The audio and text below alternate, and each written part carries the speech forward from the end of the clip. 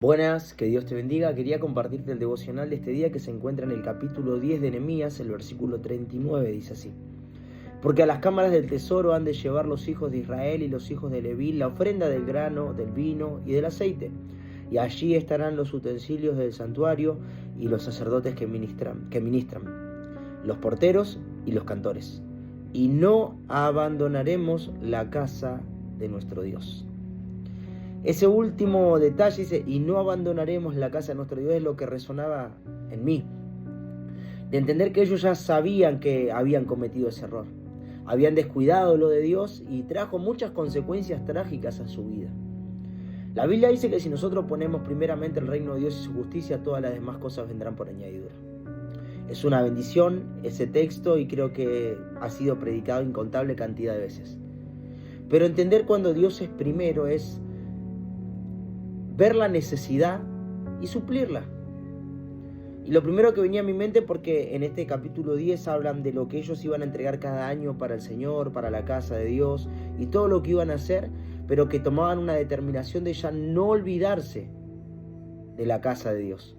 No olvidarse de aquel lugar de bendición. Y si nosotros pensamos por un momento lo que significa la casa de Dios, es entender que ese es el lugar de restauración, el lugar de vida, el lugar donde mucha gente llega destruida como llegamos nosotros. Nosotros no llegamos a Dios con la vida resuelta, con una vida color de rosas. Al contrario, hemos llegado porque no estábamos bien, necesitábamos ayuda.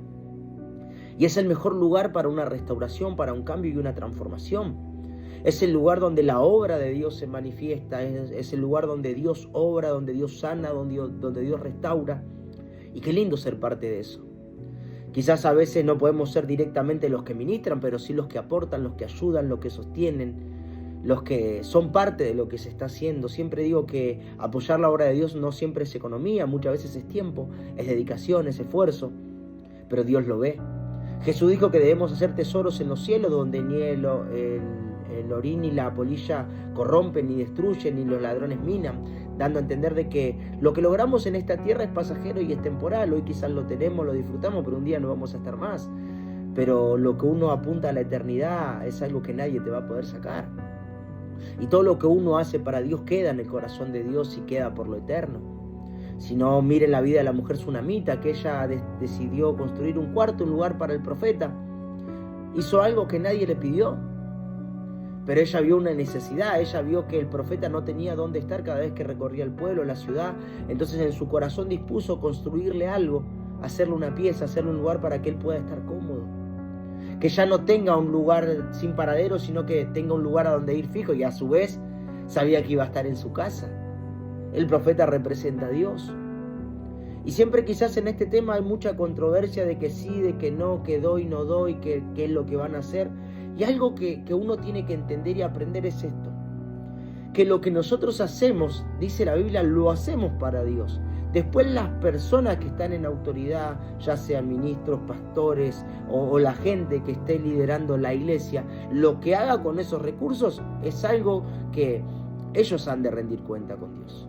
Pero lo que Dios dispone en nuestro corazón es algo que nosotros tenemos que hacer. Porque muchas veces muchos deciden no hacer por el hecho de que no saben lo que van a hacer los demás. No importa. El que se encarga de eso es el Señor. Y cada uno es responsable por sus propios actos, pero cuando uno tiene un corazón correcto, déjame decirte que Dios te bendice. Y me recordaba un día que yo recién estaba con mi emprendimiento y no tenía mucho trabajo. De hecho, yo siempre esperaba que me llamaran para salir de mi casa para ir a Capital y comenzar a hacer lo que eran los envíos y demás. Pero ese día no me llamó nadie. Y habían pasado las 9, las 10 de la mañana, ya casi 11 y no me llamaron. Y yo recordé que ese día había actividad en la iglesia, que estaban por trabajar, que estaban refaccionando. Entonces agarré mis cosas y me fui. Y estuve del mediodía hasta la tarde en la iglesia. Ya casi terminando, eran las 4 de la tarde, me llama un cliente para hacer algo en Lanús. Bueno, me fui. Estoy haciendo eso y me llama otro para hacer otra cosa de continuación, y así otro y otro. Cuando me quise dar cuenta eran como 4 o 5 que me habían llamado, todos en la misma zona. Que eso es lo extraordinario de Dios, porque cuando Dios te da algo, Él te lo acomoda y te lo ordena. O sea, Dios no te da nada de desorden para romperte la cabeza o para complicarte la vida. Dios te ordena todo. Y cuando me quise dar cuenta también vine tarde ese día, porque obviamente arranqué tarde, pero había trabajado un montón. Entonces entendí que nuestro sustento siempre viene de Dios. Que cuando uno se encarga de la obra de Dios y de la casa de Dios, Dios te bendice. Yo sé que no hay nadie que haya trabajado, haya servido en la iglesia o haya servido para la obra de Dios que no haya quedado sin respuesta y que no haya quedado sin fruto, porque Dios siempre bendice. Y después cuando llega un momento donde Dios quizás te provee económicamente y te sostiene económicamente, es para que también seas de bendición para la obra, porque los recursos también son muy necesarios. Y esa palabra, no abandonaremos la casa de nuestro Dios, es algo que tiene que estar en nuestro corazón. ¿Qué puedo hacer yo por la casa de Dios? ¿Qué puedo hacer yo por la obra de Dios? Y quizás muchos dirán que esto es locura, pero para aquellos que han entendido la verdad y que han conocido lo que Dios hace, es lo más lindo que uno puede hacer. La satisfacción que uno siente en saber que contribuyó para algo de Dios, que fue de bendición para la obra del Señor, eso te bendice por siempre. Así que yo no sé cuál es tu situación hoy, pero sí algo que podemos hacer es no abandonar la obra que Dios comenzó. Dios te bendiga y no te olvides compartir.